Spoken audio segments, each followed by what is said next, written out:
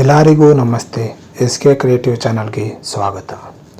ಮಗಧದ ಅರಮನೆಯಲ್ಲಿ ಚಂದ್ರಗುಪ್ತ ತನ್ನ ಗುರು ಚಾಣಕ್ಯನ ಪಾದಗಳಿಗೆ ನಮಸ್ಕರಿಸಿ ಕುಳಿತನು. ಅವನ ಕಣ್ಣುಗಳಲ್ಲಿ ಆತಂಕದ ಛಾಯೆ ಇತ್ತು. ಗುರುಗಳೇ, ನನ್ನ ರಾಜ್ಯ ವಿಸ್ತಾರವಾಗಿದೆ, ಆದರೆ ನನ್ನ ಮನಸ್ಸು ಶಾಂತವಾಗಿಲ್ಲ. ನನ್ನ ಆಪ್ತ ಮಿತ್ರ ಚಂದ್ರಹಾಸ ವಿದೇಶದಿಂದ ಮರಳಿದ್ದಾನೆ. ನಾನು ಅವನೊಂದಿಗೆ ಹಂಚಿಕೊಂಡಿದ್ದ ರಹಸ್ಯಗಳು ಈಗ ಸಾರ್ವಜನಿಕವಾಗಿದೆ. ಇದು ನನ್ನನ್ನು ಚಿಂತೆಗೀಡು ಮಾಡುತ್ತಿದೆ ಎಂದು ಚಂದ್ರಗುಪ್ತ ಹೇಳಿದನು. ಚಾಣಕ್ಯ ನಗುತ್ತಾ ಹೀಗೆ ಹೇಳಿದನು, ನಿನಗೊಂದು ಕತೆ ಹೇಳುವ ಸಮಯ ಬಂದಿದೆ. ಈ ಕತೆ ತ್ಯಾಗ, ನಂಬಿಕೆ ಮತ್ತು ಪ್ರೀತಿಯ ಬಗ್ಗೆ. ಇದರ ಕೊನೆಯಲ್ಲಿ ಪರಕೀಯರನ್ನು ಅತಿಯಾಗಿ ನಂಬಬಾರದು ಎಂಬ ಪಾಠವಿದೆ. ಆವಂತಿಕ ನಗರದ ಬಳಿಯ ನಂದಗಿರಿ ಎಂಬ ಗ್ರಾಮದಲ್ಲಿ ನಂದಿನಿ ಎಂಬ ನಿಷ್ಠಾವಂತ ಹುಡುಗಿ ಇದ್ದಳು. ಅವಳು ಸತ್ಯವಂತಳು, ಸೇವಾ ಮನೋಭಾವದವಳು ಆಗಿದ್ದಳು. ಅವಳ ತಂದೆ ಗಂಗಾಧರ್ ಒಬ್ಬ ವೈದ್ಯ ಪಂಡಿತನಾಗಿದ್ದನು. ಗ್ರಾಮದ ಹೊರವಲಯದಲ್ಲಿ ಧರ್ಮದೇವ್ ಎಂಬ ಯೋಧನು ವಿಶ್ರಾಂತಿ ಪಡೆಯುತ್ತಿದ್ದನು. ಯುದ್ಧದಲ್ಲಿ ಗಾಯಗೊಂಡ ಆತನು ನಂದಿನಿಯ ಆರೈಕೆಯಿಂದ ಚೇತರಿಸಿಕೊಂಡನು. ನೀನು ನನ್ನನ್ನು ಮರುಜೀವ ನೀಡಿದೆ ಎಂದು ಧರ್ಮದೇವ್ ನಂದಿನಿಗೆ ಹೇಳಿದ್ದನು. ಅವರ ನಡುವೆ ಪ್ರೇಮ ಚಿಗುರಿತ್ತು. ನಂದಿನಿಯ ತಂದೆಯು ಅವರ ವಿವಾಹಕ್ಕೆ ಒಪ್ಪಿಗೆ ನೀಡಿದ್ದರು. ಆದರೆ ವಿಕ್ರಮ್ ಎಂಬ ವಿದೇಶಿ ವ್ಯಾಪಾರಿಯ ಆಗಮನವು ಎಲ್ಲವನ್ನೂ ಬದಲಾಯಿಸಿತು.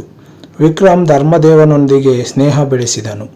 ನಾನು ನಿನ್ನನ್ನು ನಂಬುತ್ತೇನೆ, ನನ್ನ ಸರಕುಗಳನ್ನು ಪಾಠಶಾಲೆಗೆ ತಲುಪಿಸಲು ಸಹಾಯ ಮಾಡು ಎಂದು ವಿಕ್ರಮ್ ಕೇಳಿಕೊಂಡನು. ಧರ್ಮದೇವ್ ನಂದಿನಿಗೆ ಹೇಳಿದನು, ವಿಕ್ರಮ್ ನನ್ನ ಸ್ನೇಹಿತ, ಅವನಿಗೆ ಸಹಾಯ ಬೇಕಾಗಿದೆ, ನಾನು ಅವನನ್ನು ನಂಬುತ್ತೇನೆ.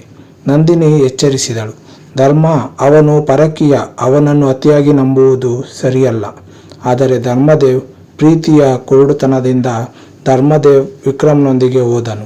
ಕೆಲವು ದಿನಗಳ ನಂತರ ಪಾಠಶಾಲೆಯ ಪ್ರಾಚೀನ ಗ್ರಂಥಗಳು ಮತ್ತು ಸರ್ಕಾರಿ ದಾಖಲೆಗಳು ಕಳ್ಳತನವಾದವು. ಧರ್ಮದೇವನನ್ನು ಬಂಧಿಸಲಾಯಿತು.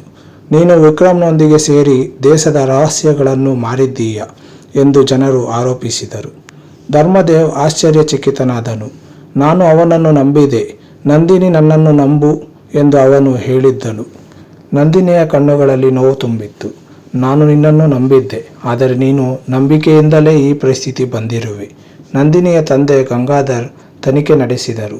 ವಿಕ್ರಮ್ ಶತ್ರು ದೇಶದ ಗೂಢಚಾರನೆಂದು ತಿಳಿದು ಬಂತು. ಆದರೆ ಧರ್ಮದೇವ್ ಈಗಾಗಲೇ ಜೈಲಿನಲ್ಲಿದ್ದನು. ಧರ್ಮದೇವ್ ತನ್ನ ಪ್ರಾಮಾಣಿಕತೆಯನ್ನು ಸಾಬೀತುಪಡಿಸಲು ಪ್ರಯತ್ನಿಸಿದನು. ನಾನು ನಂಬಿದವರನ್ನು ನಂಬಿ ತಪ್ಪು ಮಾಡಿದೆ ಎಂದು ಅವನು ಹೇಳಿದನು. ನಂದಿನಿ ಎಲ್ಲವನ್ನು ತ್ಯಜಿಸಿ ಧರ್ಮದೇವನ ಬಳಿ ಹೋದಳು. ನಿನ್ನ ಪ್ರೀತಿ ನಿನ್ನನ್ನು ದೂಷಿತಗೊಳಿಸಿಲ್ಲ. ನೀನು ತ್ಯಾಗ ನನ್ನ ನಂಬಿಕೆಯನ್ನು ಹೆಚ್ಚಿಸಿದೆ. ನಾವು ಈ ದೇಶಕ್ಕೆ ನ್ಯಾಯ ಒದಗಿಸಬೇಕು ಎಂದು ಅವಳು ಹೇಳಿದಳು. ಅವರು ಜೊತೆಯಾಗಿ ಸತ್ಯವನ್ನು ಬಹಿರಂಗಪಡಿಸಿದರು. ವಿಕ್ರಮ್ನ ಕುತಂತ್ರ ಬಯಲಾಯಿತು. ಧರ್ಮದೇವ್ ನಿರ್ದೋಷಿ ಎಂದು ಸಾಬೀತಾಯಿತು. ಆದರೆ ನಂಬಿಕೆಯಿಂದ ಉಂಟಾದ ಗಾಯಗಳು ಅವರ ಹೃದಯದಲ್ಲಿ ಶಾಶ್ವತವಾಗಿ ಉಳಿದವು.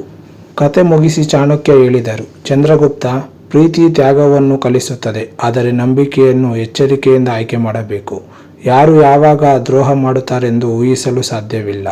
ಆದ್ದರಿಂದ ನಿಮ್ಮ ರಹಸ್ಯಗಳನ್ನು ಪತ್ನಿ ಅಥವಾ ಆಪ್ತ ಸ್ನೇಹಿತರನ್ನು ಹೊರತುಪಡಿಸಿ ಬೇರೆಯವರೊಂದಿಗೂ ಹಂಚಿಕೊಳ್ಳಬೇಡಿ.